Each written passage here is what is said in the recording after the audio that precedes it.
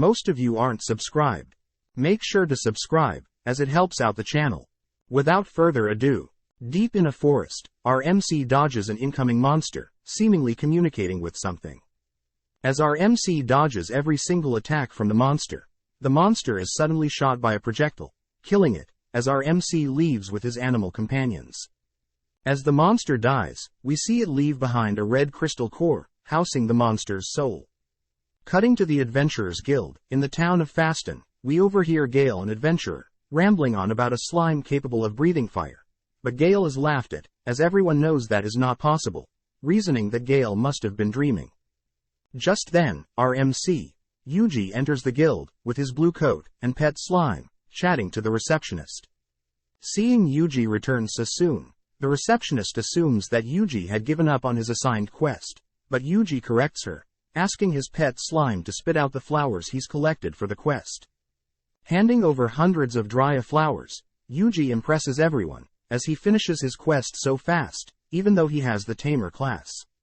Checking on the commotion, Aegis, the guildmaster, voices his surprise, confirming that Yuji is indeed no ordinary tamer.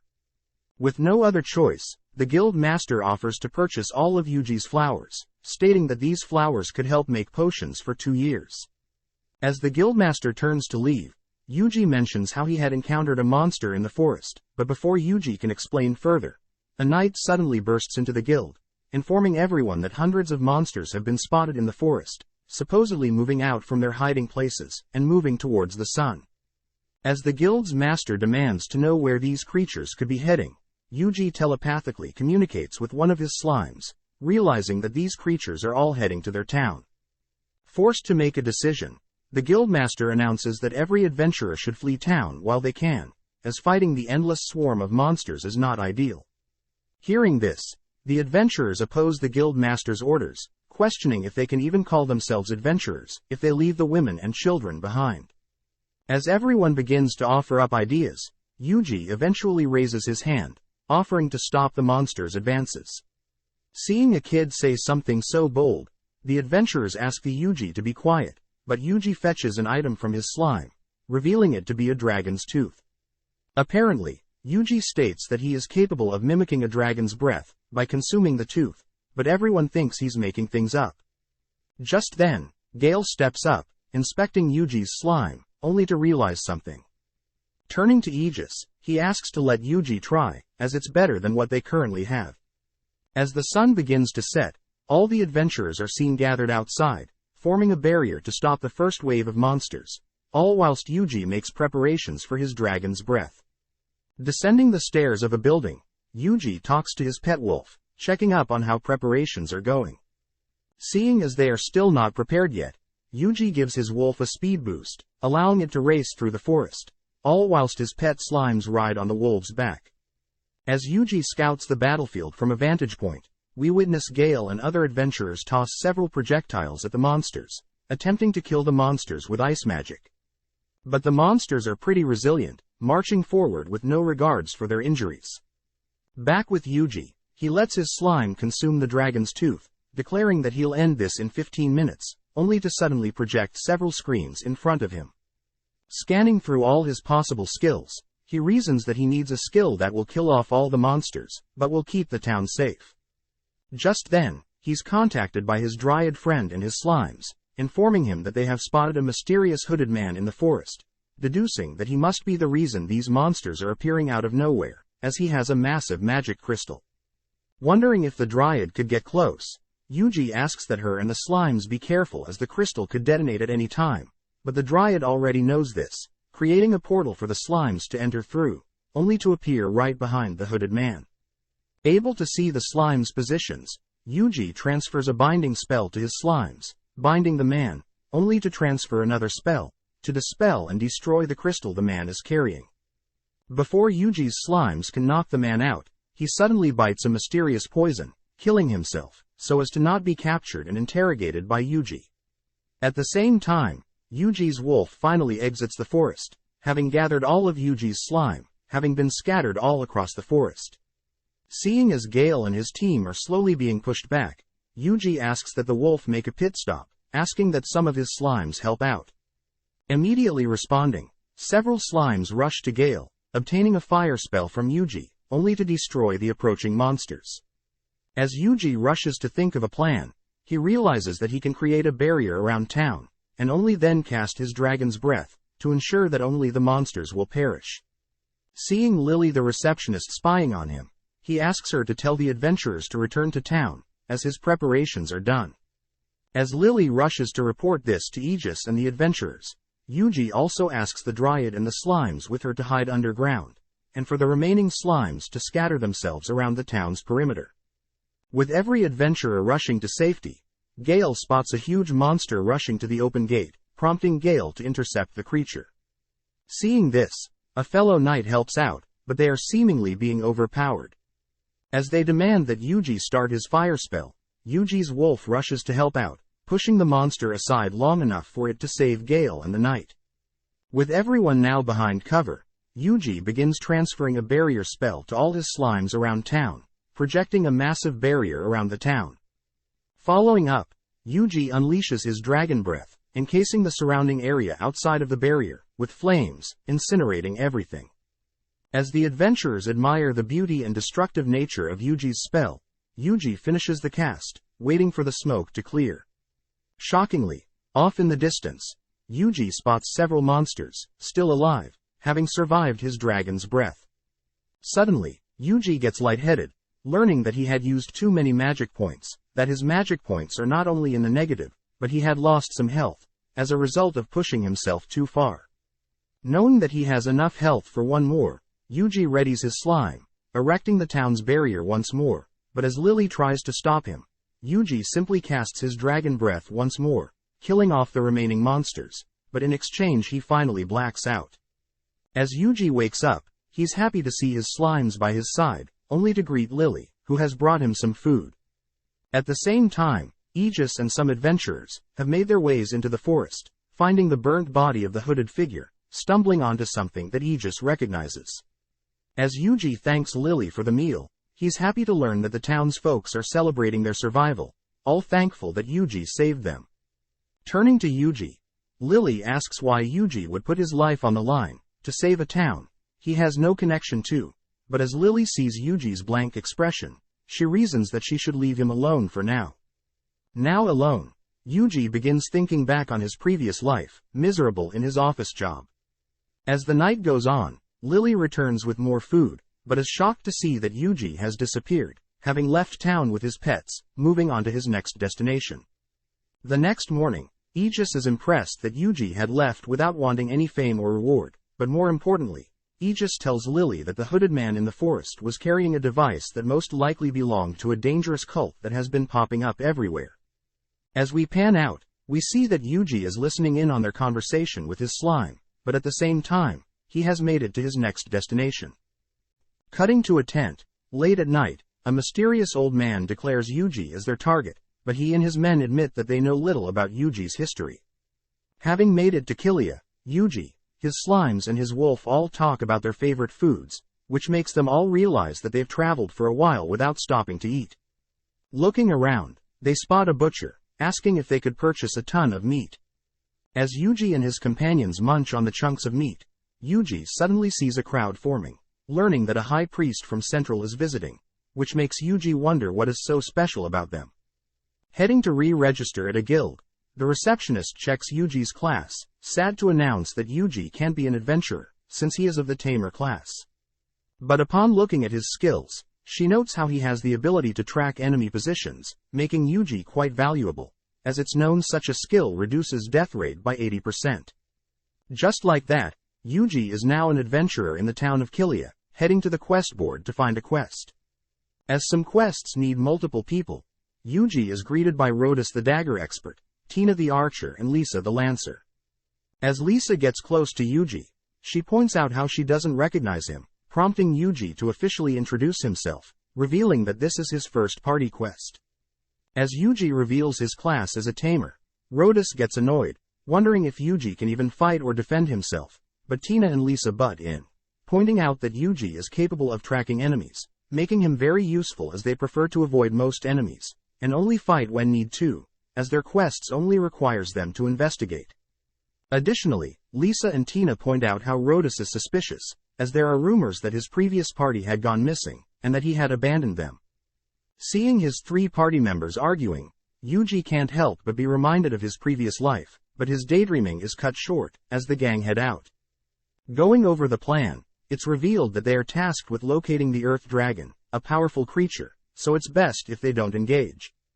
Their positions will be Rhodas in the front, Tina in the middle, Lisa in the rear, and Yuji behind her, where he'll be tasked with locating incoming enemies. As the gang head through the forest, Yuji uses his wolf and slimes to patrol the area ahead, relaying necessary enemies immediately to Yuji. As Yuji's companions get fired up, Yuji orders them to not fight, as he has other plans.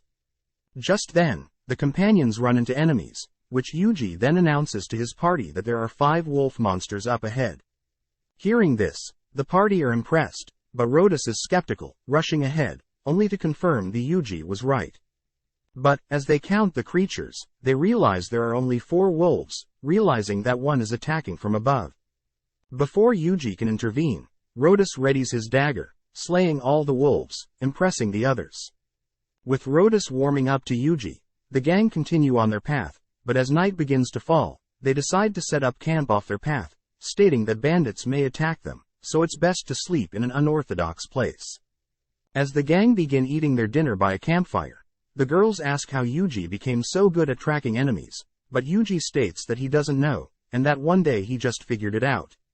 Hearing this, the girls get suspicious, as most trackers are taught by professional trackers, but before the girls can press further, Rhodas interrupts, changing the topic. Rhodas states that they'll take turns watching their campsite, whilst the others sleep. Rhodas states that Tina will start, then Rhodas, then Yuji and finally Lisa.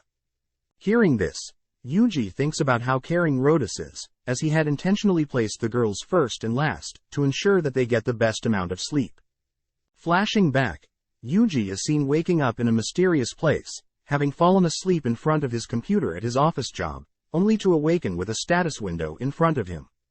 Reading his stats, Yuji greets a slime, who guides Yuji to an abandoned hut, noting the vast amount of books that have been abandoned.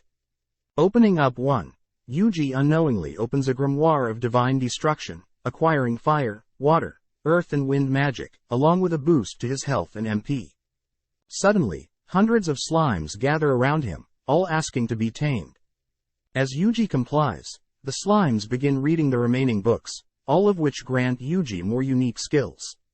With new skills, Yuji was now able to speak and listen to the slimes, but just then, Yuji was brought back to the present, waking up, as he reveals that it's been a week since he came to this world.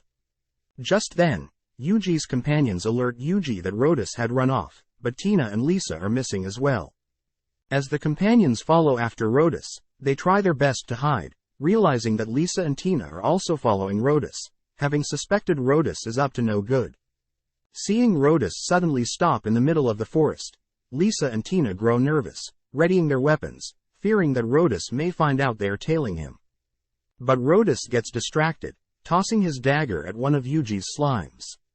As Rhodas goes to check on his kill, he's surprised to see his dagger didn't hit anything, but it's because Yuji had turned his slimes invisible, allowing them to continue undetected.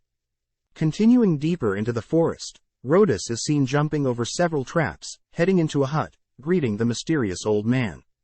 As Yuji listens in, it's revealed that Rhodas is working for this old man, offering to capture Tina and Lisa, who'll be sold for high prices, whereas Yuji can be left alive, since Yuji is a tamer and won't be worth much. Pleased with Rhodas's work, the old man begins rambling on about a prophecy regarding a calamity under a blue moon, but before he can finish, one of the traps Rhodas had set up is triggered by the girls. With Rhodas immediately sprinting to the trap's location, Lisa and Tina both know that the only way out is to fight, but suddenly everyone hears a mysterious sound, unable to recognize the shape of the creature making the sound. Since they've never seen this creature before, the old man calls his men to wait in the hut and avoid fighting it, but it's revealed that the monster is just Yuji's companions stacked on each other. With the girls safe for now, Yuji searches through his skills, stopping on Ice Spell, but reasons he should use a weaker one, not wanting to harm anyone. Placing his slimes around the old man's hut, Yuji transfers the ice spell into the slimes, simultaneously casting the ice spell and freezing the hut. As Yuji reveals himself, the girls are amazed that his slimes were capable of such a feat. With all three inspecting the hut, they realize that the old man is Gelios, an infamous bandit, which Yuji recognizes as a wanted criminal. With one of his slimes storing Gelios in its stomach, the girls wonder if they should head back, as the quest seems impossible without Rhodas, but Yuji states that they should continue the quest, reasoning that the girls can be trusted.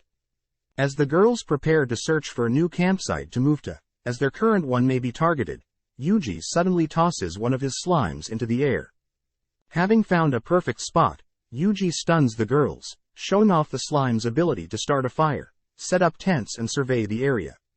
As the girls head to sleep, Yuji stands guard, thinking about what the prophecy the old man was talking about, able to deduce that the Blue Moon of Salvation is the cult related to the attack in the previous town. But Yuji is unable to figure out what this calamity, the prophecy, speaks of. With only the girls left, Yuji and his party make their way towards a cliff, hoping to spot the Earth Dragon from afar.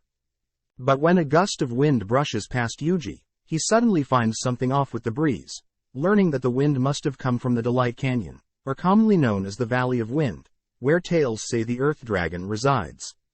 As the gang continue through the forest, Yuji reports that his slimes haven't encountered the Earth Dragon yet, but Tina and Lisa are unfazed, as they have full faith in Yuji and his companions. Seeing this, Yuji is reminded of his adventurer's registration examination, being tasked with placing his hand upon a crystal orb, but his magic output shatters the orb. Next is the physical test, where Yuji casts a measly fireball, barely scraping a boulder, sad that it may not pass him. But the instructor instead is surprised, as Yuji just performed an incantless spell. Wondering what would happen if he chanted the spell, Yuji's fireball suddenly became so destructive, decimating the boulder, and leaving the instructor speechless. Knowing that his magic output is too deadly, Yuji searches for a way to limit his magic strength, testing his newly weakened spells out, transferring earth, water, wind and fire spells, satisfied with the results. As our trio pass through a dangerous point in their path, the girls wonder why they haven't encountered any monsters, but Yuji reassures them that his slimes have been clearing a path for them, including this area they are currently in. Just then, the skies are suddenly covered in a dark purple mist, prompting Yuji to scan the area with his slimes, but he doesn't see any monster that could have caused this. Elsewhere, Branch Chief Rayard and Father Stale witness the same purple sky, leading Father Stale to reveal the prophecy involving this mysterious calamity Yuji doesn't know about. Apparently in the books Father Stale has read, the calamity is a dragon that appears not too far away from Yuji and his party. Sensing the calamity dragon's aura, Yuji asks that all his slime regroup with him, deducing that it is not the Earth Dragon, as it seems way more powerful than normal dragons. With the girls suggesting they flee, our trio are forced to take shelter in the Delight Canyon, but just in case Yuji has his wolf survey the area ahead of their path. As Yuji's companions run into low-tier monsters, they easily slay each one, but their companions are suddenly hit with a burst of wind, wondering if the Earth Dragon truly is in this canyon. Nonetheless, they ignore the origins of the wind for now, as we cut back to our trio, who have made it to the corpses of the creatures the slime slayed, impressed that the slimes are so capable. Running into a flame bear, Yuji's companions manage to slay the bear and make it out of the canyon, reporting to Yuji that they've carved a path for his party, but before our trio can continue on their path, the Earth Dragon emerges, having been hiding beneath the ground. With the girls running to take cover, Yuji stands strong, wondering how strong the Earth Dragon is, poking at it with his weakened earth and fire magic. Wanting to try out more powerful spells on the dragon, Yuji creates a smokescreen blocking the girls' vision temporarily. He then leads the dragon away from the girls, blasting it with a potent fire spell, completely incinerating it, as all that remains is the dragon's bones. Seeing the girls rush to check up on him, they wonder how Yuji had managed to conquer such a powerful creature, but Yuji is able to convince them that he had ignited some highly flammable ores in the surrounding area, successfully hiding his capabilities. As our trio return to the guild, they are happy to report that they've not only slayed the Earth Dragon, but they were able to capture some wanted bandits. Due to their massive feat, they are awarded over 14 million gold coins. Hearing that Yuji was the leader that accomplished these feats, Chief Rayard asks to speak with Yuji privately. Sitting in on a gathering between important people, Rayard starts the meeting, stating that they will be discussing the appearance of the Calamity Dragon, formerly known as the Blue Dragon of Delight. With Father Stale sitting across from Yuji, Yuji is asked to give a description of the dragon, having seen it firsthand. Searching through his skills, Yuji grabs a piece of paper, recounting an image of the dragon, only to sketch up an image of what he saw. Next up, Father Stale shows off his book of legends that has past stories of the Blue Dragon, but admits that some of the book's pages are missing. Reading through, Father Stale states that the Blue Dragon is capable of wiping out the world in 3 days, but in the past there was a divine emissary, with powers that rival a god, that was successful in defeating the creature. But hearing this, Rayard states that they can't be hoping for miracles, as this book can't be fully trusted. Just then, Rayard is reminded of a ritual that took place 30 years ago, when the moon had eclipsed the sun. The ritual had intended to summon a spirit to this world, and the spirit was meant to appear 1 week ago, but they haven't received any word that the ritual was successful. Hearing this, Yuji finally understands why he was brought to this world, as the Blue Dragon must have appeared, as a way to balance out Yuji's arrival to this world. Out of nowhere, Yuji hears that the Blue Dragon is growing in size, and the darker sky most likely has something to do with the dragon's growth in size. Knowing that there is little time left, Rayard states that the next morning, they'll gather as many people as possible, attacking the dragon with all their firepower, but first everyone must rest up. Heading to a tavern, Yuji and his companions replenish their strength with some food, even chatting with Tina and Lisa, who both are happy that Yuji will be fighting alongside them, having full faith that Yuji will slay the dragon. That night, Yuji chats alone with Father Stale, who gives Yuji a divine gift, having sensed something from Yuji. Opening the gift, Yuji sees a dagger, scanning the dagger's stats, and learns it's the dagger of Kethis, able to focus magic effects. Wondering why he's being given something so precious, Father Stale states that he knows Yuji is the chosen one, sending him off. Later that night, Father Stale and his apprentice Jonathan pray for a successful battle tomorrow. At the same time, Yuji lays in his bed, thinking about the battle to come tomorrow, but is saddened, as he knows that many lives will most likely be lost tomorrow. Suddenly, Yuji gets a report that the Blue Dragon's size is growing exponentially, meaning that it is only getting stronger the longer he waits. Thinking back, Yuji recounts how his skills are not ordinary, giving him an idea. In the dead of night, Yuji along with his companions make their way towards the directions of the Blue Dragon, who's floating above a forest. Communicating with his slimes, he orders all but one to fall back, wanting to test his abilities, especially against a monstrous creature. Searching through his skills, he wonders how strong his dragon's breath skill will be, transferring the spell to the slime, and having the slime fire at the hovering Blue Dragon. Confirming that the spell landed, when the smoke clears, Yuji is shocked to see that the spell didn't even leave a mark. Checking the status of the dragon, Yuji is confused as he knows the Blue Dragon is resistant to all spell types, except fire and holy magic.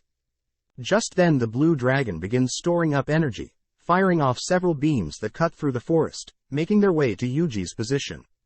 Luckily, Yuji had projected a barrier just in time, noting that the dragon had stopped attacking, and had gotten bigger.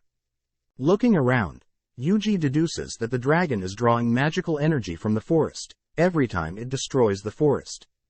Knowing that the dragon will grow stronger and stronger with every passing second, Yuji unveils the dagger of Kethis, reasoning that he could channel his dragon's breath spell into the tip of the dagger, hoping that a concentrated attack will do some damage. Ordering his companions to follow after him, Yuji dashes forward, making his way to the dragon's location. As they jump off a cliff to make their way into the forest, Yuji spots the Blue Dragon charging up a shot, reacting just in time with a barrier, but the dragon's beam begins creeping through Yuji's barrier, but luckily the barrier holds out. Getting closer and closer, the Blue Dragon once again fires a beam, but this time, Yuji grabs one of his slimes, tossing it at the dragon, and transferring his barrier spell to the slime. Whilst the dragon is occupied with breaking the slime's barrier, Yuji finally makes it beneath the dragon's location, in the sky, calculating that the dragon is about 50 meters in the air. Searching for certain skills, Yuji casts Jump Boost, whilst also creating several platforms, making his way above the dragon.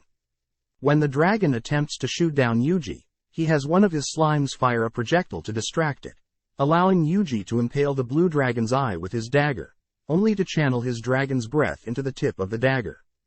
As the dagger ruptures the dragon's eye, the impact from the spell sends the dragon flying, making Yuji turn his back. But suddenly, Yuji is hit by the dragon's tail, barely able to erect his barrier, as the dragon is still alive, only missing its one eye. Still alive, Yuji checks his stats, seeing that his magical power is in the negative, and his HP is below half. Just then, the dragon fires its beam at Yuji, prompting him to defend with his barrier, but knowing that his barrier will eventually break, he begins searching for a way to get close to the dragon. Stumbling upon a divine strike spell, Yuji reasons that he will have to take the dragon out of the air, to increase his chances of getting close, so he focuses his energy on keeping up his barrier, long enough for the blue dragon to finish its beam attack. Right on cue, Yuji drops his barrier, casting the divine strike skill, which conjures a beam of light in from the skies, plucking the dragon from the air and temporarily paralyzing it. Calling for his wolf, Yuji rides in close, grabbing a hold of his dagger, stabbing and dragging it across the dragon's neck, all whilst infusing his blade with his dragon's breath spell. With the blue dragon officially dead, Yuji notes how tough the battle was, but nonetheless he begins heading back to the village, leaving behind the dragon's corpse.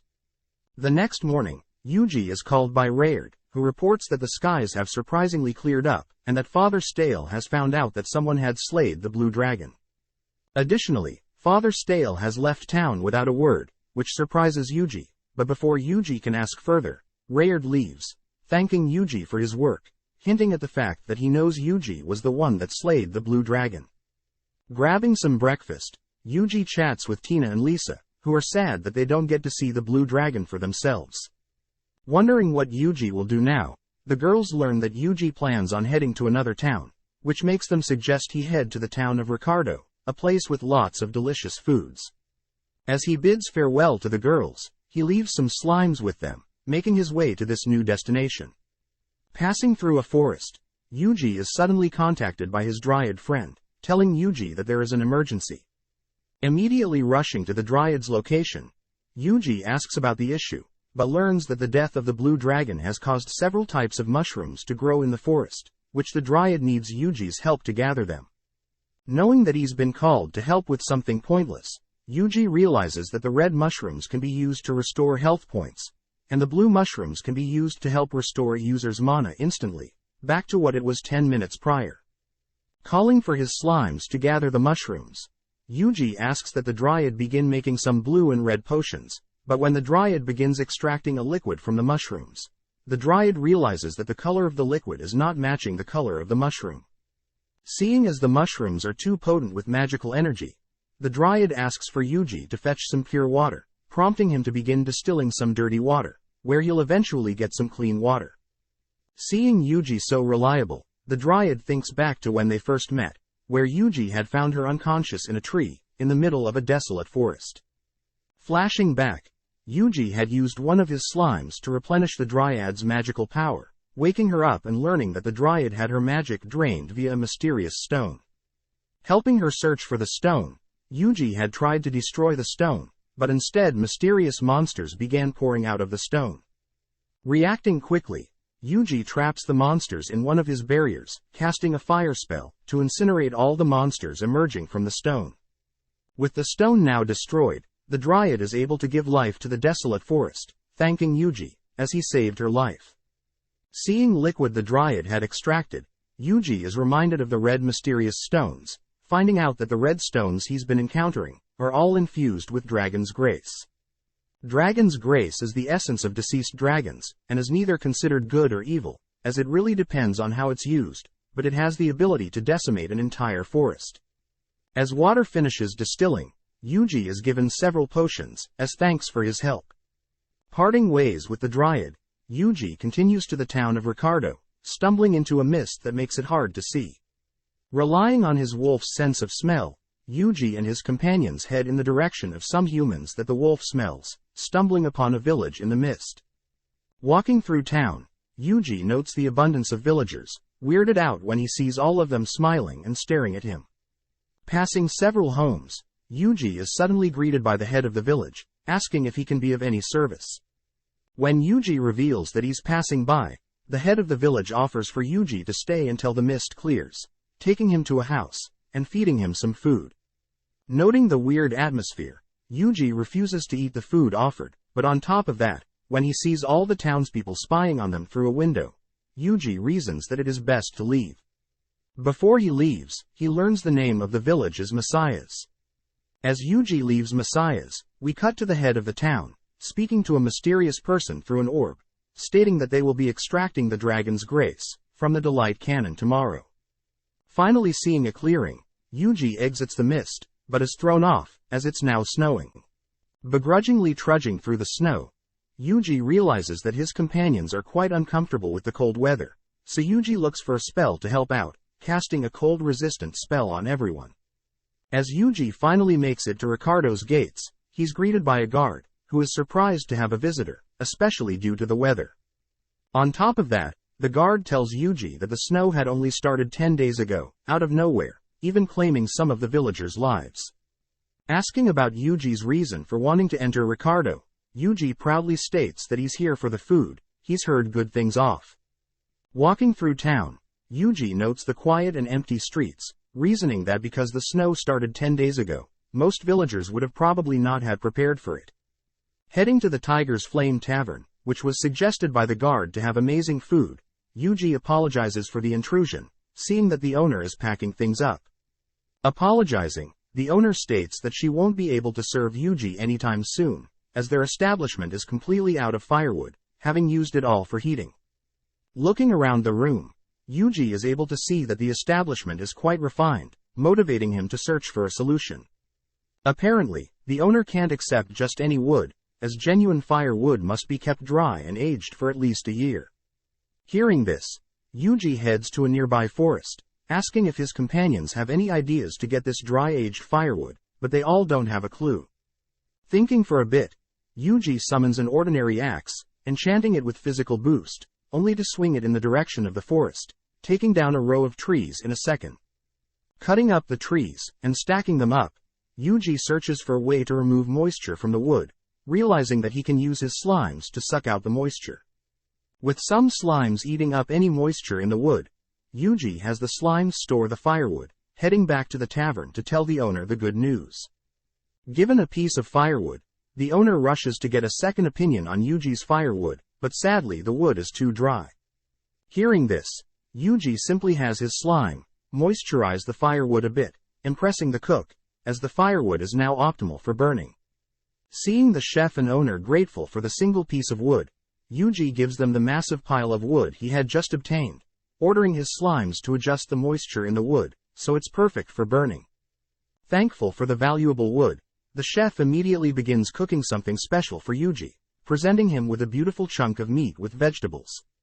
With a single bite, Yuji is sent to heaven, noting how the flavors complement one another when fused with the special sauce. Seeing Yuji appreciate his cooking, the chef reveals that his best dish is a special stew, but it may take some time to make. Believing that this chef will surprise him, Yuji states that he'll be back soon to taste his stew, but before Yuji leaves, he learns that the entire town is also in need of firewood. Wanting to help out, Yuji heads to this town's guild, seeing if there are any quests for firewood. Upon spotting some, Yuji registers himself as an adventurer in town only to be told by the receptionist that he needs to head to the East Gate, where the instructor Wodka will teach Yuji about the instructions and requirements for the firewood. Meeting up with Wodka, Wodka is happy to teach Yuji, as he's in need of more people to help cut wood.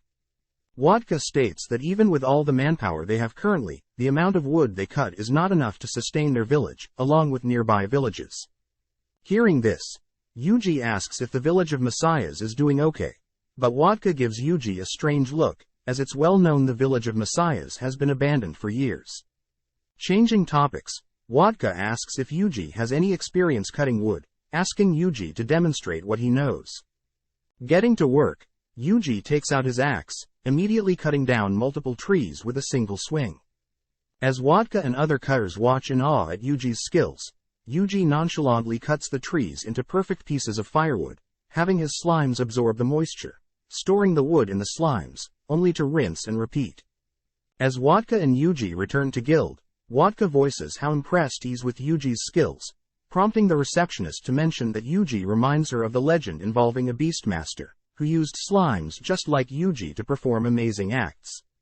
Having finished filling the guild with firewood, Yuji asks for a place to unload the rest, leaving everyone speechless, as he takes out 3 days' worth of firewood. Asking if there are more quests that involve gathering firewood, Yuji immediately gets to work, cutting down more trees, and having his companions create and transport the firewood into town. With a single day spent cutting wood, Yuji returns to the cook, finally being served the cook's famous stew, but for the companions, they are given an alternative of delicious meat and vegetables. As Yuji and his companions dig into a well-earned meal, they all get an out-of-body experience, stunned at the food's intricate flavors that are able to create such a sensation. Finishing up the meal, Yuji wonders if the chef has any other amazing dishes, learning that the village's crops have been terrorized recently by boars, making the chef's dishes not as perfect as he wanted. Hearing this, Yuji sends his companions to scout the crop fields, having some stand guard around the field's perimeters, and the rest begins hunting for the boars. Luckily, Yuji's slimes run into one, not too soon after, easily slaying the boar with Yuji's transferred magic. As the slimes look around the forest, they easily begin racking up boar kills, totaling 50, but they stop, reporting that they've discovered a mysterious orb. Personally investigating the orb with the help of the Dryad, Yuji notices that the orb is absorbing his mana, deducing that the orb must be made with Dragon's Grace. Asking the Dryad if there is something strange with the area, the Dryad states that the area they are currently in is quite low in magic, which could explain the abnormal weather conditions, as low mana places are cold, and dense mana places are quite hot. Wondering if these orbs could occur naturally, Yuji finds out that these orbs can only be man-made, which makes sense, as all the other red crystals they've encountered so far have been man-made, and were also infused with Dragon's Grace. Dispelling and destroying the orb before them, Yuji orders his slimes to search for similar orbs, eventually locating around 100+ orbs, scattered all across the forest. Taking out a map, Yuji begins plotting down the locations of each orb found in the forest, which forms a mysterious circle. Guessing that something may be happening at the center of this circle, the gang make their way towards the center of the circle, but upon reaching the spot, Yuji immediately sees something strange with how the terrain is. Knowing that the trees in the center of the circle are concealing something, Yuji asks that all his slimes leave the area, asking for his wolf to help gather them.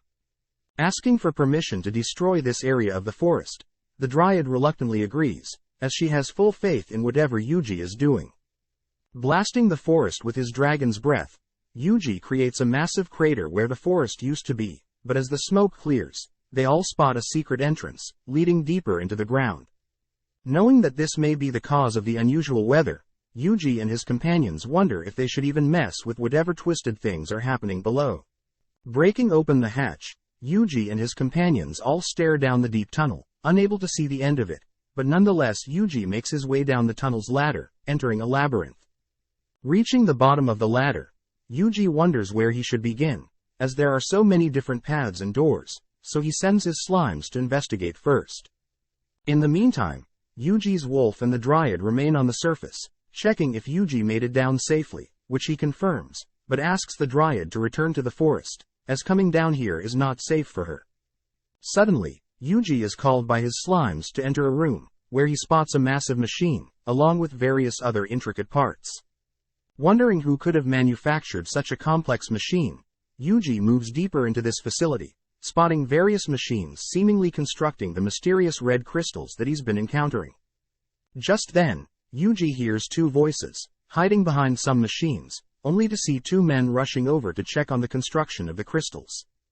But when they realize that the crystals aren't being properly manufactured, the men voice that they should report to a person, by the name of Javier, running off.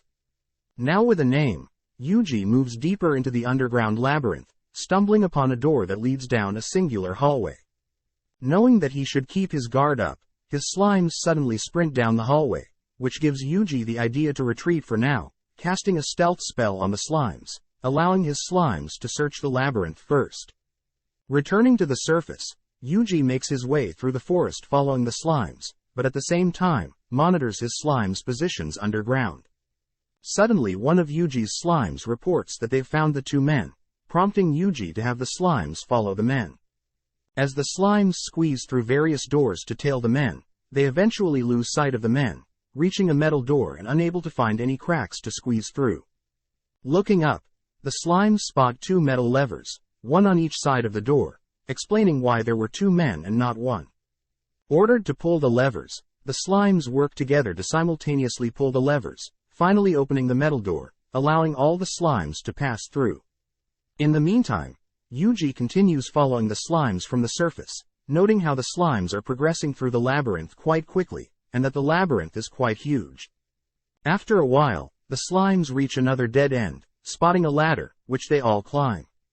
Right as the slimes reach the surface, Yuji also notices where the slimes are heading, as it's revealed to be the mist town of Messiahs, where all those creepy smiley people were. Hearing some noise, the slimes move towards a building, finally catching up with the two mysterious men. Finally, with a close look, Yuji realizes that the men are wearing capes, a sign that the men are part of the Blue Moon Salvation cult, deducing that the cult most likely are using this abandoned village as their headquarters to forge the red magic crystals. Spotting the supposed head of the village to be named Javier, Yuji overhears that the big machines are called magic wells, responsible for creating these red crystals, but because of his explosion in the forest, he had damaged the machine, which Javier and his men didn't like, assuming that meteors must have unluckily hit their facility. Seeing Javier rally all his men, Javier orders everyone to go fetch the 100+ magic orbs scattered across the forest, revealing that those orbs are needed to make the red crystals. Since Javier's magic well has been destroyed, Javier states that they no longer can stay here, and that his men are permitted to kill anyone that gets in their way.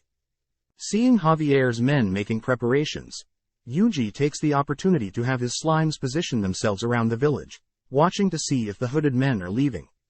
Next, Yuji asks several slimes to search the village, checking to see if the Blue Moon cult members are the only ones in town.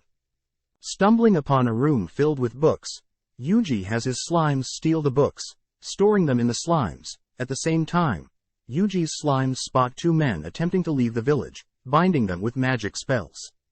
But just like the first encounter, the men bite a mysterious poison, killing themselves before the slimes can interrogate them. Having cleaned out the books in front of the room's shelves, the slimes encounter another metal door, but this time there are no levers, instead 5 candles. Getting an idea, Yuji has 5 slime each line up in front of the candles, then they simultaneously blow out the candles, triggering the metal door to open. As the slimes enter the room, they are greeted with hundreds of gold coins, along with various valuable items. Instructed to take the loot as well, the slimes suddenly hear someone coming, hiding, as the person discovers that the book room and their loot room have been cleaned out. Listening in on when Javier hears about his valuable loot being stolen, Javier deduces that they have been discovered and it was not the cause of the meteor, as their valuable loot has been stolen, and the men he sent to scout outside the village are not reporting back. When some of Javier's men wonder why the perpetrator doesn't just kill them all now, Javier states that he has an item called the Cleansing Flame, an item that will activate the moment he and his 4 men die, used to create a massive explosion that'll take out the entire world. Hearing this, Yuji is glad to have not killed the men right there, but suddenly sees Javier and his 4 men take out daggers, killing themselves, as Javier declares that they'll take down the perpetrator with them. Before the Cleansing Flame can activate, Yuji gathers his slimes, creating a mini barrier around them, only to blast them towards his direction. Next, Yuji erects multiple barriers around the village of Messiahs, watching as the green Cleansing Flame begins tearing up the homes in the village, smashing against the inside of Yuji's barriers. Knowing that his barriers won't be able to contain the flames, Yuji quickly searches for a stronger barrier spell, but when he doesn't find one, he gets an idea. Seeing the flame, Yuji begins crafting an ice magic that is meant to dispel fire magic. Next, he combines the ice spell with the barrier spell, creating and casting his new cube barrier spell, right before the flames finally burst through his initial barriers. As the flames push out on the walls of his cube barrier, Yuji pumps more and more magical power into his barrier, watching his MP drop lower and lower. Finally he feels the source of the flame dying out, officially retracting his barrier, spotting a huge hole where the village once was.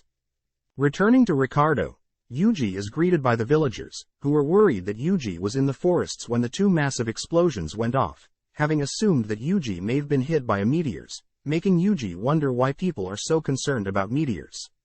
As good news, the villagers tell Yuji that the snow in town has begun to melt. The next morning, as Yuji wakes up, he's invited to a party, celebrating the end of winter and the constant snowy days. Deemed the guest of honor for all that he's done to help the village, Yuji gives a toast to the village, finally being served the chef's best meat stew dish. Completely stuffing himself with the stew, Yuji takes a quick nap, only to wake up and begin reading through the books and scrolls he stole from the Blue Moon cult. Looking through each one, Yuji is disappointed as the text begins disappearing before reading them, wondering if there was a magic spell cast on them. But luckily, Yuji stumbles upon a singular scroll still intact, with names scribbled on them, which makes him very tense, deducing that the Blue Moon cult intended to hunt these names down. Elsewhere in a castle, we see two assassins who have slaughtered everyone in the castle, finding an exact scroll, just like Yuji's, but it's revealed that one of the names on the scroll is Yuji's himself. The next day, the two assassins made it closer to the town of Ricardo, scanning a nearby forest, hoping to find their target, Yuji. As the male assassin voices his excitement to kill another target, the female assassin tosses a blade at her partner, barely missing his head, as she warns him to not let his guard down. Seeing his partner act so cruel, the male assassin gets excited, coincidentally spotting Yuji passing by the forest, there watching over. Cutting to Yuji, he reveals that he too had noticed his name on the scroll, and once he did, there was no way he could stay in town. He had told the town's receptionist of this, which made the receptionist sad, but before Yuji leaves, he asks if the receptionist recommends any towns he should visit.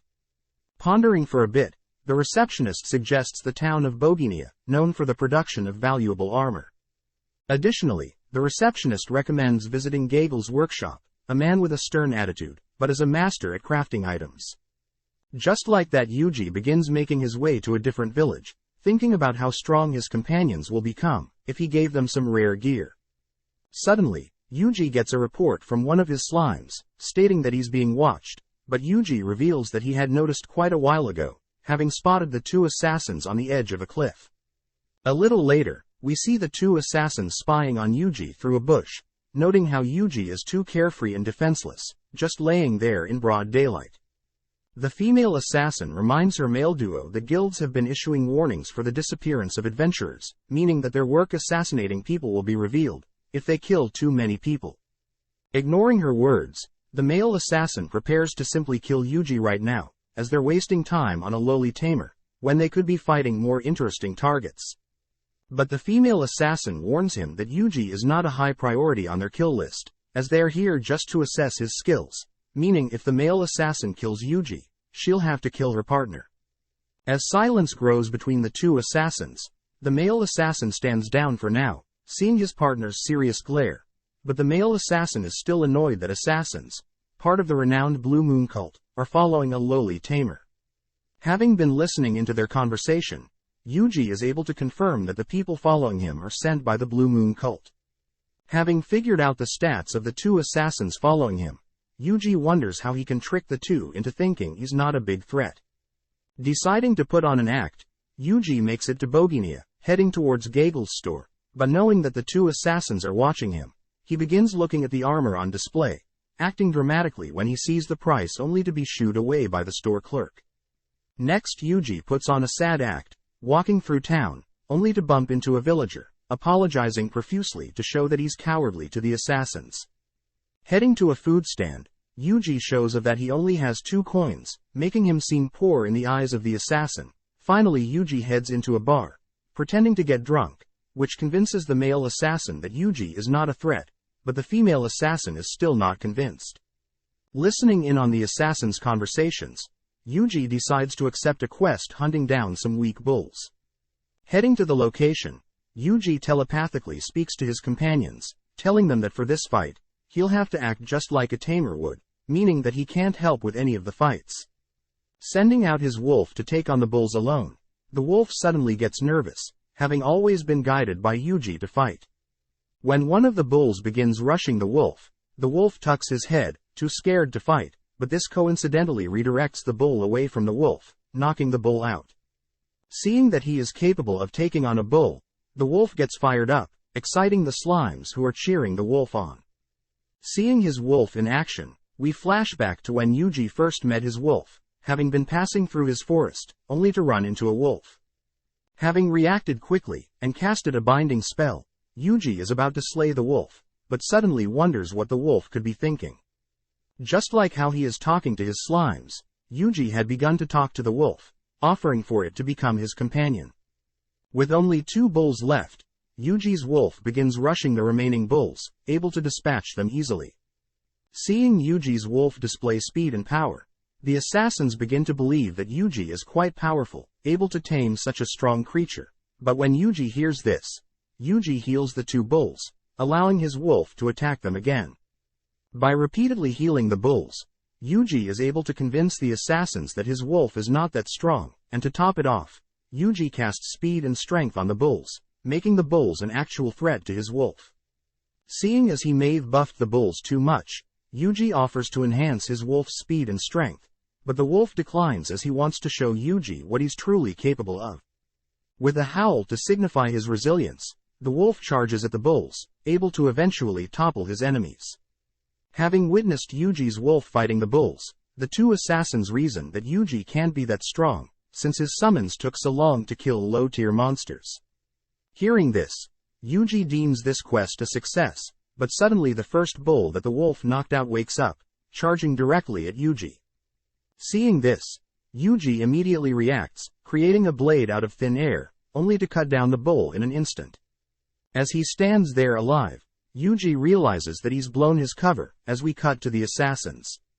Having barely been able to see Yuji's speed, when taking down the bull, the 2 assassins begin to fear that Yuji may be a powerful tamer, capable of skills that he's hiding from them. Hearing this, Yuji prepares to kill them right now, but suddenly the assassins state that seeing a tamer with sword skills is quite common, therefore Yuji in their eyes is a nobody. As the assassins leave their hiding spots, Yuji has one of his slimes follow them, hearing that the assassin's next target is a priest, but although Yuji is relieved to not be targeted, he becomes serious upon finding out the assassin's next target. That night, Yuji listens in on the 2 assassins speaking to an orb, seemingly communicating with their boss. Their boss reveals that there is someone thwarting their plans, as the Blue Moon's facility at the town of Messiahs had been destroyed, and a rare cleansing flame had been used to rid the town of any evidence leading back to the cult. Hearing that there is someone acting up against their cult, the 2 assassins promise to hunt them down, but first they must kill their next target, the priest Father Stale. Hearing this, Yuji knows that he can't let them reach Father Stale, transferring an ice spell to his slime spying on the assassins, freezing the 2 assassins. Now with the 2 assassins out of his way, Yuji wonders why Father Stale is such a threat, but also wonders who the assassin's boss could be. The next morning, Yuji returns to Gagel's armor store, but the store clerk recognizes Yuji from yesterday, asking him to leave. When Yuji refuses, Gagel interrupts asking to know what the commotion is about, but upon laying eyes on Yuji's slimes, Gagel sternly apologizes for his store clerk's behavior, scolding his clerk for not realizing how powerful Yuji's slimes are. Chatting to Gagel's alone, Yuji asks if he could purchase armor for his slimes, but Gagel states that he'll have to create specific armor suited for his slimes, as they need a special type of armor. But there is one issue with crafting this special armor. Gagel tells Yuji that since his companions are quite high tier, none of the material that he has at the moment will be suitable to be worn by Yuji's companions. Hearing this, Gagel's store clerk wonders how Yuji's wolf and slime friends are so special, but Gagel states that it is true that his companions are quite low-tier creatures, but with Yuji's tamer class, they become almost godlike. Hearing this, Yuji wonders if there is even such armor for his godlike companions, but Gagel reassures Yuji that he can craft some, as long as he has the right materials. Taking out a jewel, Gagel states that these rare jewels can only be obtained by slaying lesser fire dragons, implying that better material will yield better armor. Sadly, Gagel tells Yuji that even lesser fire dragons will give materials suitable for his companions, so Gagel asks that Yuji hunt down blue lesser fire dragons. Hearing this, Yuji learns that he must venture to a nearby mountain, where it's known that lesser fire dragons inhabit the mountain. But Gagel asks that Yuji be careful, as blue lesser fire dragons are quite rare. Gagel reveals that the village's top fighters when working as a group are able to take down normal lesser fire dragons, but they have even suffered defeat at the hands of the blue lesser fire dragons. Nonetheless, Gagel promises to craft Yuji amazing armor, as long as Yuji is able to return with the material. Before setting off, Yuji asks if there are normal fire dragons, but Gagel states that he's never heard of normal fire dragons being slayed, as only lesser fire dragons are killable. Hearing this, Yuji heads to the town's guild, accepting every single quest involving lesser fire dragons. Yuji reasons since he's going to be hunting these dragons down, he might as well get some extra gold from the materials he won't need. Wondering if Yuji is joking about the absurd amount of dragons he plans to hunt, to fulfill all the quests, Yuji reassures the receptionist that he'll slay the dragons using his magic, but the receptionist gets worried, as she reveals that dragons are immune to magic. The receptionist tells Yuji that the dragon's jewels grant them magical protection, and their tough scales protect them from ordinary physical attacks, an all-rounder tough creature. Asking the receptionist on tips to face these overpowered dragons, Yuji learns that most adventurers can kill lesser fire dragons by dumping water on them. Around a few liters should do the trick, but carrying huge buckets of water all the way on top of a mountain will be tiring. But Yuji tells the receptionist that he's capable of using water magic, but the receptionist cuts Yuji off, telling him that no ordinary mage has enough mana to create enough water to slay a single lesser fire dragon. Hinting at the fact that he himself is no ordinary mage, Yuji is told by the receptionist that he'll be crossing a river before he gets to the nearest mountain, stating that there will be piranhas that are quite dangerous to deal with, but this only makes Yuji accept every quest involving the piranhas. Making his way towards the nearby mountains, Yuji wonders if the volcano near the mountains will erupt anytime soon, but out of nowhere, the gang encounter a red slime. Taming it, Yuji's blue slime chats with the red slime, happy to hear that the red slime confirms that the volcano will not erupt today. Taming multiple other red slimes, Yuji makes his way to the piranha-infested river, wondering if his blue slimes can detect any piranhas in the water. Since the current is too strong, the blue slimes are unable to detect anything, making Yuji wonder how he can check if the water is safe. Knowing that his slimes can't swim, Yuji begins creating a spell, binding his blue and red slimes into a lattice-like net, where he'll have the slimes enter the waters, all whilst he holds onto the net, to ensure they don't all drown. At first the slimes don't detect anything in the waters, prompting them to investigate deeper, but when several slimes travel into a hole in the water, they draw the attention of a huge piranha, rushing the slimes, only to collide with Yuji's net. Feeling the piranha hit his collide with his slimes, Yuji pulls all of his slimes, along with the piranha out of the water, casting an ice spell to immobilize the creature. Wondering what to do with it, Yuji is caught off guard when the piranha suddenly breaks out of Yuji's ice spell, charging Yuji, but luckily, Yuji reacts fast enough, casting a fire spell and incinerating the piranha. With it finally safe to cross the river, Yuji and his horde of slimes happily make their ways up the mountain, with Yuji wondering when he got so many slimes. Suddenly Yuji spots several lesser fire dragons, wondering why his slimes didn't notify him of them being close by. Only when the slimes move closer, do they realize that they are in the presence of these dragons. Pumped up, Yuji orders his slimes to engage the dragons, but when he turns around, he realizes his slimes are all cowering in fear, forced to approach them himself. Sizing up one of the lesser fire dragons, Yuji blasts the dragon with a water beam, shocked to see the dragon instantly die, amazed that the dragons are so weak to water. As the dragon's body begins to disintegrate, Yuji picks up its core, inspiring the other slimes, as they now know of a way to face these scary dragons. Letting his slimes loose, and transferring his water cannon to them, Yuji racks up a lot of loot, but is suddenly notified by his slimes that they've spotted a blue lesser dragon. Upon first glance, Yuji can sense the blue lesser dragon's potent aura, and on top of that the blue dragon's body is far bigger than normal lesser dragons. Ordering 10 of his slimes to surround the blue lesser dragon, Yuji transfers water cannons to his 10 slimes, blasting the blue dragon with water, but the dragon doesn't flinch. Seeing the blue dragon make its way towards his slimes, Yuji tries out a medium-tier ice spell, encasing the dragon in ice, but it simply breaks free. Having suspected that the spell was too weak, Yuji has his 10 slime gather in front of the dragon, transferring the mid-tier ice spell and having the 10 slimes cast the same ice spell, but the output is multiplied by 10. Now with a blue lesser dragon jewel, Yuji reasons that this should be enough for armor, but reasons that since they are here, they should hunt several more lesser dragons to cover all the quests. With Yuji and his companions slaying dragons until sunset, Yuji returns to the guild, submitting all his quests and confirming that he's slain 202 lesser fire dragons and 1 piranha. Shocked at Yuji's feat, the receptionist wonders how tough the piranha was, but is surprised when Yuji tells her that the piranha was not near the surface, instead it was hiding, which the receptionist writes down, as this is not normal behavior. Heading over to Gagel's workshop, Gagel is surprised to see Yuji return safely, wondering if Yuji was successful. Unveiling his blue lesser dragon jewel, Gagel is impressed, having not expected Yuji to slay a blue dragon, but is even more surprised when Yuji unveils a second blue dragon jewel, intending to have one for his slime, and one for his wolf. To top things off, Yuji unloads all of his regular lesser dragon jewels, shocking Gagel, as all the jewels are all high quality. Pumped to be working with such valuable material, Gagel and his store clerk work through the night, showing off their newly crafted armor.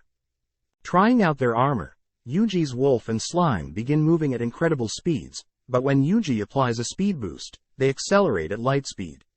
Moving on to spell transfers, Yuji conjures a massive ice wall, simply transferring a simple ice spell, shocking everyone, but Yuji asks Gagel to keep his powers a secret. Checking on Yuji's companion's armor, Gagel stresses that Yuji's magic could shatter this armor, prompting Yuji to ask for even more durable armor. Gagel hesitates at first, but he tells Yuji that the fire dragon, the one that lives in the volcano, will yield the strongest jewel, but he warns Yuji to not even bother. Wondering why, Gagel states that Yuji will have to see for himself, sending him off. Laying in bed, Yuji wonders how dangerous this dragon sleeping in the volcano can be, but suddenly Yuji gets a report from his slime, learning that the lesser dragons on the mountain are acting up, as if they were possessed, just like the monsters that appeared in the forest, in his first town. Ordering his wolf and slimes to search for any people near mountains, his companions confirm that there are people nearby, but before Yuji can ask his companion to retrieve them, Yuji looks outside his window, spotting the massive fire dragon rising from the volcano. Seeing the dragon remain in the volcano, Yuji telepathically communicates with his companions, asking if they are okay, confirming that they are all right, but they can't believe how massive a true fire dragon is. Nonetheless, they can ignore the fire dragon for now, as it doesn't seem to be moving, but what does draw Yuji's attention is the 2 suspicious men spotted heading towards the fire dragon, with barrels on their back. Using his slime to listen in on the 2 suspicious men, Yuji overhears the 2 men discussing how they plan to do something with the fire dragon. But when one of the men questions what would happen if they were to fail, the other man mentions the town of Orderion, reassuring each other that their plan will succeed. Hearing their confidence, Yuji has a bad feeling, immediately transferring a binding spell to one of his invisible slimes above the men, shooting a net at the 2 men. But the men easily react to the spell, dodging it, only to wonder where it could have come from. At first, they wonder if this was a trap set up to catch monsters, only to get paranoid about someone following them, but eventually they brush it aside, continuing on their mission. Not too soon later, Yuji tries again, having his slime positioned behind the men this time, but when Yuji begins his spell transfer, one of the men pick up on a magic spell being cast behind them, disappearing, only to appear above the target, tossing his dagger at the slime, removing its invisibility. Satisfied that they've caught the thing following them, the men move towards the slime, but Yuji had anticipated this, transferring the same binding spell to another of his invisible slimes, landing cleanly on the men this time. As the slimes unveil themselves, the men realize that this must be the work of a tamer, but before the slimes can bring them back to Yuji, the men bite on a mysterious poison, killing themselves, which tells Yuji that they were part of the Blue Moon of Salvation cult. Moving on, Yuji has his slimes inspect the barrels the men were carrying, but the slimes become uneasy as they inspect the barrels. Not wanting to open the barrels, the slimes report to Yuji that whatever is inside the barrels remind them of the red crystals that the Blue Moon cult was making. Hearing this, Yuji reasons he should ask an expert. Having his slimes plant a single flower, Yuji is able to bring his dryad friend to the slime's location, having her inspect the barrels. When they open the barrels, they all are surprised to see water, but the dryad senses that the water has been tainted with the same thing used to create the red crystals, and the amount of water wouldn't be nearly enough to kill the awoken fire dragon, making everyone believe that the men had intended to irritate the fire dragon further. Reasoning he should get rid of this tainted water, Yuji's slime cleanse the water barrels, only to thank the dryad for her help, sending her back to the forest. Next Yuji asks for his slimes to investigate further, but not too soon after, his slimes report that they've spotted a huge herd of lesser fire dragons gathered in an area of the mountain. Just then, Yuji is called by the owner of the inn, asking Yuji to evacuate, as it has begun to rain. As we watch the town's villagers preparing to evacuate town, in fear of the rain irritating the fire dragon, it's revealed that the fire dragon has never awoken for the rain ever, but there is one time. At the same time, Yuji's companions are rushing away from the mountain, reporting that the fire dragon has finally begun moving towards town, and that the rain is definitely irritating the fire dragon and the lesser fire dragons. Cutting back to Yuji, we see him positioned on a cliff, thinking about how the last time the fire dragon had awoken during a rainstorm, it became so enraged that it wiped out the closest town with a singular breath. Seeing as the villagers nearby have begun to evacuate town, Yuji reasons that he should at least try to stop the creature, wondering if he could make use of the two rivers in front of the fire dragon. Ordering his companions to observe if the fire dragon will enter the first river, Yuji's companions grow weaker the closer they get to the fire dragon, as the dragon is constantly emanating heat from its body. As the dragon approaches the first river, it nonchalantly steps into the river, immediately evaporating the river, signaling that it will take a huge amount of water to take out this dragon, as the river was filled with quite a few liters of water, but didn't even faze the fire dragon. Accepting the fire dragon's challenge, Yuji ordered his companions to prepare to attack, prompting Yuji's companions to dash in front of the fire dragon, allowing Yuji to transfer an ice spell, aiming directly at the dragon's foot. Upon impact, the ice spell freezes the surrounding area, but the dragon easily breaks free from the ice. Following up, Yuji transfers the same spell to 10 of his slimes, having them aim for the dragon's head, but once again the fire dragon breaks free, retaliating with a fire spell of its own. Reacting to this, Yuji transfers an ice spell to 20 of his slimes, perfectly negating the fire dragon's fire breath. Knowing that he shouldn't draw the fight on for too long, Yuji has his companions retreat behind the second larger river, allowing the fire dragon to begin moving into the second river. Right before the fire dragon crosses the second river, Yuji unleashes a huge amount of water, which is able to even drag the fire dragon along its current. It's revealed that Yuji had placed his slimes to block up and store a huge amount of water in the second river, all whilst he was fighting and stalling to build up a huge amount of water. Asking his companions to check on the fire dragon, they rush to where the fire dragon is, happy to see that the dragon is not moving and face down in the river. Suddenly, the fire dragon wakes up, peeking out of the water, only to blast Yuji's companions with a fire breath. Luckily, Yuji had reacted fast enough, casting a barrier and protecting his companions. Ordering his companions to immediately retreat, Yuji spots the fire dragon charging up a potent fire breath, aiming it toward the village.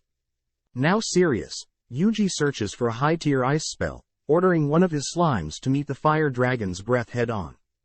As the fire dragon unleashes its almighty dragon's breath, Yuji transfers his high-tier ice spell to his slime, clashing beams with the dragon's breath. Pumping more and more magical power into his ice spell, Yuji is eventually able to overpower the fire dragon, completely freezing the dragon and its surrounding area. As the fire dragon begins to perish, Yuji notes how the rain had also stopped, happy to see that he's acquired a fire dragon jewel, but hear that his slimes have also found something suspicious. With the sun setting, Yuji heads back to town, greeting Gagel and his clerk, who are both happy to see that the fire dragon suddenly disappeared. Wondering why Yuji is back, Yuji unveils the red dragon jewel, making Gagel realize that Yuji was the one who made the fire dragon disappear. As thanks for saving his village, Gagel offers to craft Yuji some amazing armor, using this high-tier material. In the meantime, Yuji heads to the guild, asking the receptionist if she knows of a town by the name of Ordarian. Recognizing the name, the receptionist states that the town of Ordarian is quite special, as unlike other towns, it values its privacy, being completely independent of other towns and their rules. Hearing this, Yuji has his slime take out the suspicious object they found on the mountain, asking if the receptionist knows what the object is. Having a look, the receptionist states that the object is an artificial rainmaker, which all guilds have, for times of drought, but when the receptionist attempts to check where it's from, she realizes that the name on the machine has been removed. With everything pointing towards the town of Ordarian, Yuji the next morning heads back to Gagel's place, picking up the legendary tier piece of armor Gagel had managed to craft. With a final farewell, Gagel asks that Yuji be careful wherever he's heading to next. Elsewhere in an unknown location, a mysterious hooded figure is seen chanting something on a ritual circle. Upon completion, the hooded figure confirms that they've been granted an unrivaled strength, setting off to face their target. With Yuji traveling to the town of Ordarian, Yuji and his companions immediately head into the town's guild, but upon entering the town, Yuji notices various glares from everyone in town. Checking out the guild's quest board, Yuji is sad to see that there are no interesting quests, leaving the guild for now, but he leaves a slime to listen in on some men watching him. Yuji overhears the men talking about how they know that Yuji was once a target, deducing that the men belong to the Blue Moon Salvation cult. The men begin discussing if they should let Yuji live, as they know that Yuji was taken off the Blue Moon's kill list, all because some assassins they hired said so, but these men don't trust these assassins. But they both reason that they don't want to draw any more attention to the Blue Moon Salvation, revealing that their cult has been spending the past years gathering artificial rain machines, but even with the machines, they were unsuccessful wreaking havoc using the dragons, as the dragons had mysteriously disappeared out of nowhere. With the men wondering if they should report to their master, Walter, Yuji thinks about who this Walter could be, but he's suddenly interrupted by Father Stale and his apprentice Johann. Taken to a church, Father Stale speaks with Yuji privately, revealing that his revelation had told him to come to this town, waiting for Yuji's arrival. Father Stale states that he knows this town's guild is currently corrupted by the Blue Moon cult, but here in the church, Yuji will be safe. Wondering how Father Stale is related to the Blue Moon cult, Father Stale tells Yuji that it's now the perfect time to tell him about his connection with the man called Walter. Flashing back, Father Stale states that in the past he was a normal adventurer just like any other, but he admits that his personality back then was quite harsh and rude. One day, one of his comrades had passed, and as a way to honor his fallen comrade, Father Stale joined the Church of the Blue Moon, climbing the ranks to become the leader of the church, whilst also recruiting many others that would follow his teachings. One of the members that eventually joined was a man called Walter, someone who dedicated his life to following Father Stale, and deeply believed in the idea of divine beings governing this world. Due to his devotion to the church, Walter eventually became Father Stale's right-hand man, but the entire time, Walter never considered Father Stale a suitable leader for the Blue Moon Church. One day, Father Stale was chosen by the divine beings, bestowed the power of guidance from the divine beings, but the first thing Father Stale was told to do was to dismantle the Blue Moon Church. Knowing that hundreds of people gave their lives to the church, Father Stale just couldn't dismantle the church, ignoring the divine beings' guidance. Not even several days later, Father Stale's church was attacked by mysterious men, leaving everyone in the church dead and Father Stale as the only survivor, but because of this event, Father Stale wonders if he had listened to the divine being, he may have been able to save the other church members. It's revealed that the men that attacked his church was none other than Walter, who has since then taken over the church, starting the Blue Moon of Salvation cult, misleading the cult members into believing that their ultimate mission in life is to cleanse this world. Having told Yuji everything, Father Stale warns Yuji that Walter is definitely planning something, but Yuji admits that he would have never guessed that Father Stale was the cause of the cult forming. Feeling guilty for starting all of this, Father Stale intends to end this, stating that he had received guidance from the divine beings, revealing to Yuji a prophecy involving a tainted light planning to create chaos, but there is an emissary that can be guided to prevent this chaos, and only then will the mage truly awaken. Father tells Yuji that he is the emissary in the prophecy and he is the one that will guide Yuji, as the emissary is the one that wields the dagger of Kethis. Therefore Father Stale asks that Yuji rest up for the day. As Father Stale sends Yuji off, his apprentice wonders why Father Stale is hiding the full prophecy of Yuji. But Father Stale states that it's for Yuji's benefit, afraid that Yuji may not follow the prophecy if he learns the truth. Elsewhere, we see Walter sitting upon his throne, learning that Father Stale has met with Yuji, confirming that Yuji is the emissary. Demanding to be alone, Walter heads into a secret passage, kneeling down before a mysterious machine, only to ask to be granted guidance. The machine repeats the prophecy Yuji has recently learned, but it's revealed that the part Father Stale had intentionally left out involves Father Stale sacrificing his own life, in order to ensure that the emissary will be able to defeat the evil. Cutting back to Yuji, as he lays in bed pondering about how he's the chosen emissary, he realizes that the only reason he has the dagger of Kethis, meaning Father Stale chose Yuji to be the emissary. Additionally, Yuji remembers how the receptionist in the snowy town had told him about the legend of a mighty beast master, making Yuji want to confirm it with Father Stale tomorrow. The next day, Yuji heads back to the town's church, but sadly, Yuji hears that Father Stale and his apprentice had just left, having something to do. Since Yuji has nothing to do now, Yuji makes his way out of town, but first he telepathically chats with his slimes that he had placed around the perimeter of town, asking if any of them had spotted Father Stale and his apprentice leave town. After some back and forth, some slimes confirm that they spotted Father Stale headed into the forest, prompting Yuji to ask his slimes to head in that direction. Following Father Stale and his apprentice, they are both seen in a forest, standing before a tree with a mysterious sealed portal. Taking out a key, Father Stale is able to open the portal, passing through the tree, only to enter a massive cave belonging to the cult members. At the same time, Yuji has entered the forest, supposedly heading in the direction of Father Stale, finally making it to the entrance of the cave. Using an advanced dispelling spell to force open the portal, Yuji and his companions pass through. As Father Stale continues deeper into the cave, he confidently navigates it, wanting to head down a certain path, but he's stopped by some cult members. Knowing that he'll have to fight, Father Stale casts a defensive spell on both himself and his apprentice, only to follow up with a fighting stance. With Father Stale defeating the men, he and his apprentice finally enter the throne room, noticing multiple hooded people lined up, only to greet Walter. Walter commends Father Stale's bravery for coming, even though he knows that he'll be outnumbered, but Father Stale states that he will not make the same mistake like last time, as he'll gladly sacrifice his life, if it means the prophecy will come true.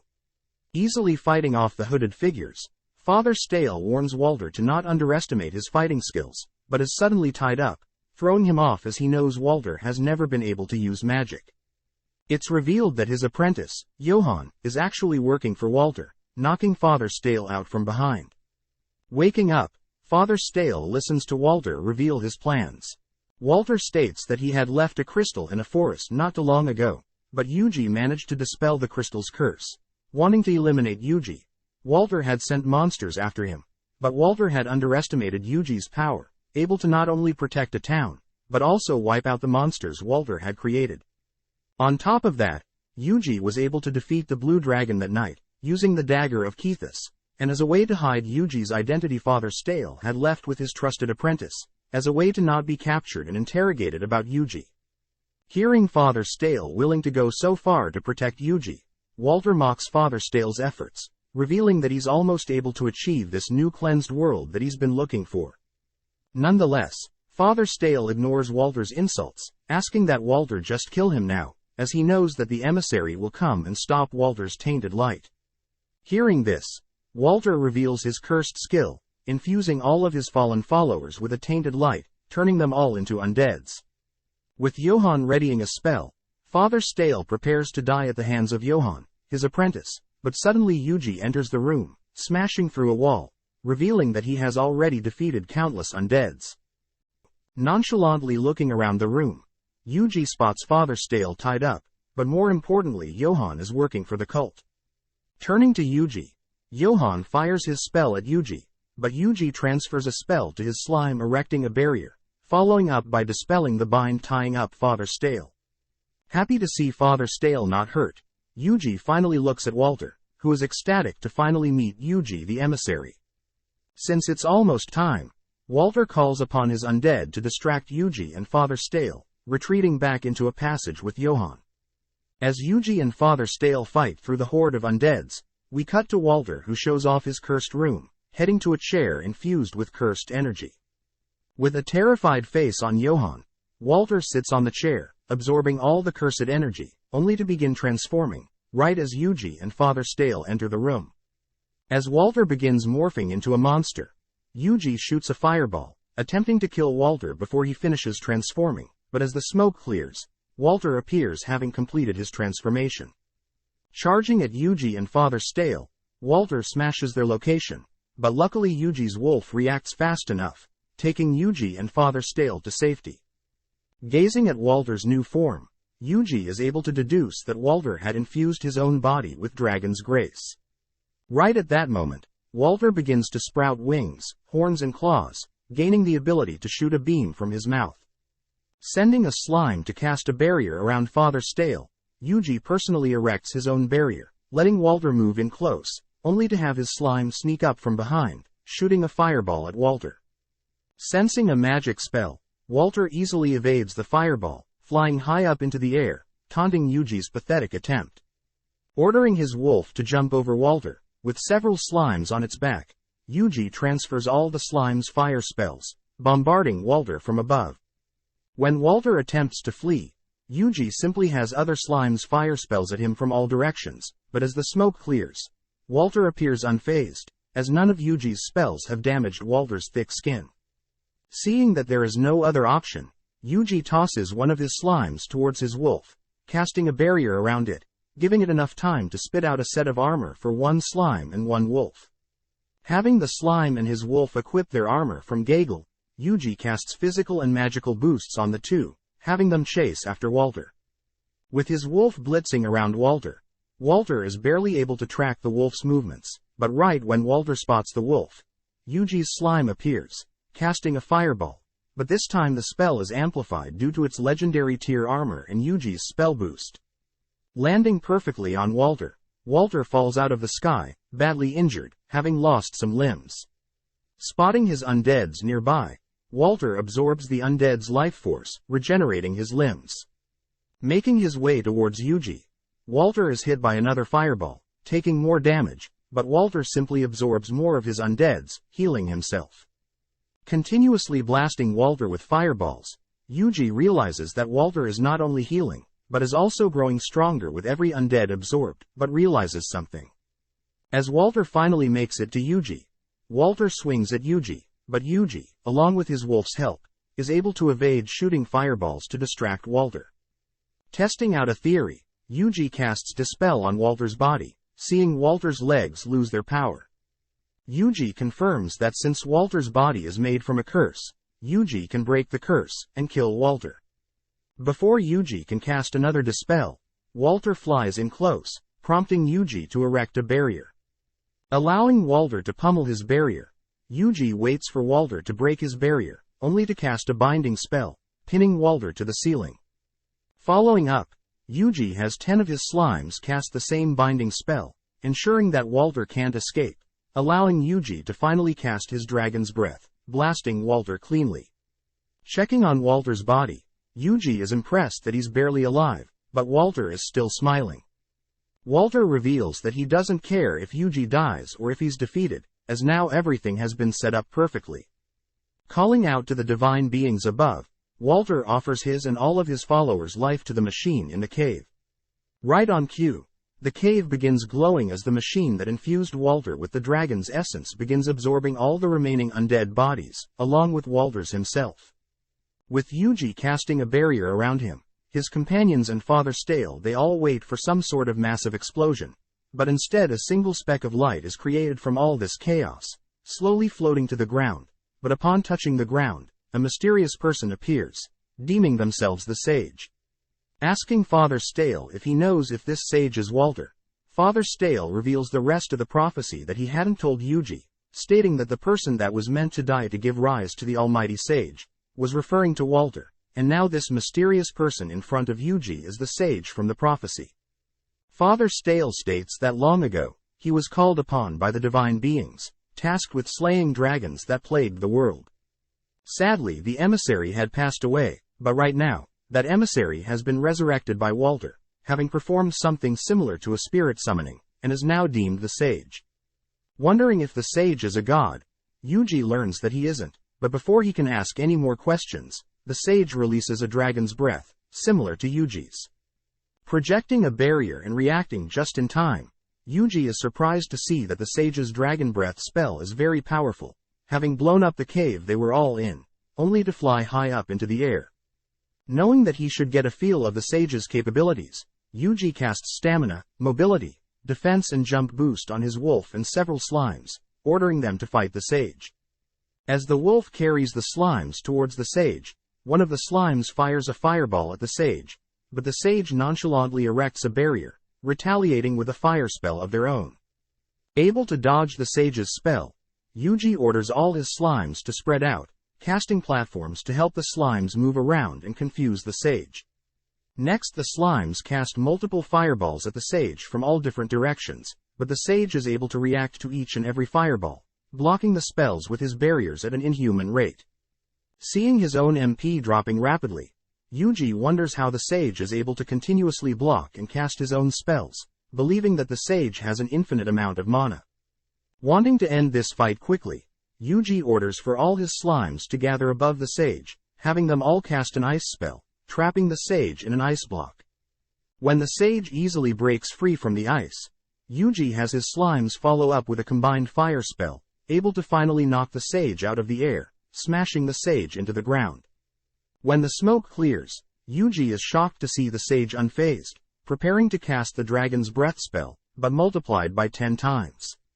Knowing that he can't block it, Yuji uses up a vast amount of mana, mimicking the sage's dragon breath tenfold spell, both shooting the spell simultaneously.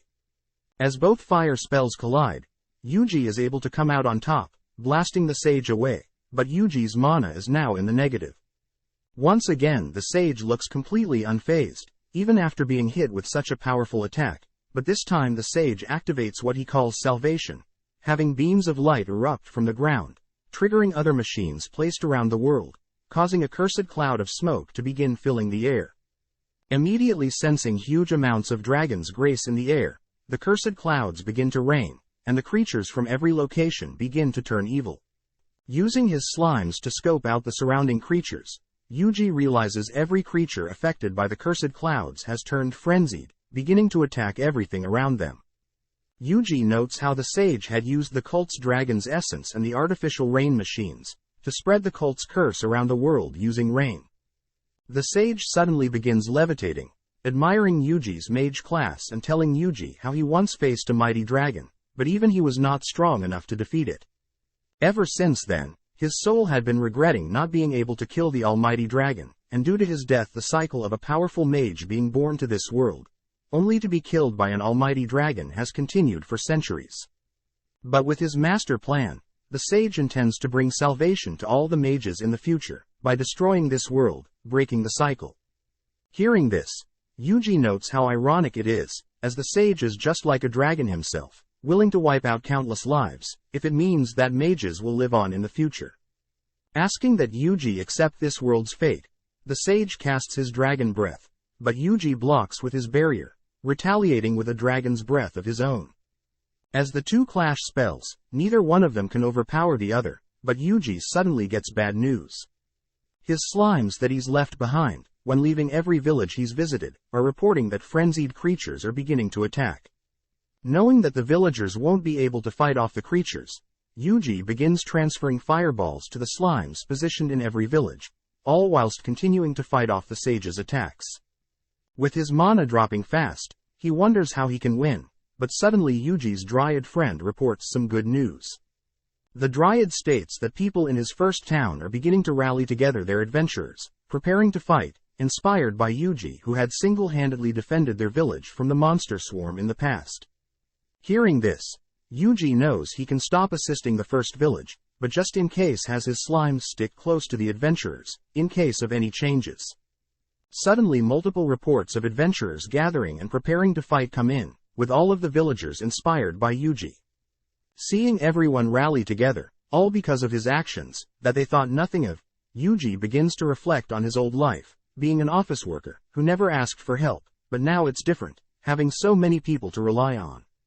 Fired up, Yuji casts attack, anti-magic and defense boost on all the adventurers defending their village, giving them a fighting chance, all whilst Yuji focuses all his attention on the sage. Thinking of a plan, Yuji suddenly is contacted by Father Stale, who states that he has received another prophecy. Father Stale states that when the moon and sun align as one star in the sky, only then will there be divine judgment. Hearing this, Yuji realizes something, betting everything he has on the next few minutes. Taking out the blue mana motion, he gulps down the potion, amazed that his mana has been completely restored. Ordering his wolf to protect Father Stale, Yuji casts Jump Boost, making his way up towards the sage with some platform spells. Wondering why Yuji is so persistent about saving this world, the sage scolds Yuji for not seeing the bigger picture, but Yuji corrects him, stating that he personally has met some great people, and that there is no reason to reset the state of this world. Knowing that he won't get through to Yuji, the sage begins casting Dragon's Breath, prompting Yuji to mimic and cancel the sage's spells. Seeing Yuji copying him, the sage taunts Yuji, stating that Yuji will never defeat him, since the sage is immortal. Knowing this, Yuji searches through his spells, landing on the Divine Strike spell he used on the Blue Calamity Dragon, is what the prophecy meant by judgment. Casting the spell on the sage, Yuji is able to pluck the sage out from the skies, temporarily paralyzing him. Seeing the spell's cooldown, Yuji realizes that he can cast the spell continuously, permanently paralyzing the sage as he thinks about the prophecy. Putting together the pieces, Yuji takes out his dagger of Kethis, asking his slimes to gather around him. As the sage finally breaks free from the paralysis, Yuji strikes his own dagger with the Divine Strike spell, clearing the surrounding skies of the cursed clouds, eclipsing the sun with his dagger's light. Dashing close to the sage attempts to rupture the ground, but Yuji's slimes create several barriers around the sage and Yuji, trapping the two together. With the sage unable to escape or harm anyone else, Yuji grips his dagger, plunging it into the sage, officially ending the battle. As Yuji falls to the ground, he thinks about how close that battle was, falling asleep due to exhaustion. That evening, Father Stale reflects on the prophecy regarding the emissary and the tainted light, admitting that Wattler's interpretation was indeed correct, but nonetheless his path with Yuji's will cross again in the future. Cutting to Yuji, we see that he and his companions have already left the town of Ordarian, even though they are starving. Yuji knows that the town is still corrupted by the Blue Moon of Salvation remaining members. Checking in on the other towns, Yuji is happy to hear that all the towns he's visited were able to fend off the creatures long enough, and now they are all celebrating. That night, Yuji listens to the same men following him in town, chatting about how they've lost contact with Walter, wondering if Walter had failed his part of the plan, and if they should report to headquarters. Butting in, one of the men states that it would be pointless, as their alternative plan involving something called the Purifier is almost ready, and only then will they be able to defeat the Black Dragon of Ruin. Knowing that the Blue Moon cult is still operational, Yuji thinks about how much work is left, but as he and his companions munch on some meat, they are suddenly interrupted by a tiger and several other creatures. The series ends with Yuji reporting to the nearest town's guild, having slayed the tiger last night, wanting to exchange the tiger's corpse for some gold. With the guild's leader inspecting the corpse of the tiger, she along with everyone in the guild reveal that Yuji's accomplishment across several towns are being recognized, and that his name Yuji the Tamer is now a name known by everyone, meaning he can no longer live his life peacefully. Thanks for watching. Subscribe, like and comment.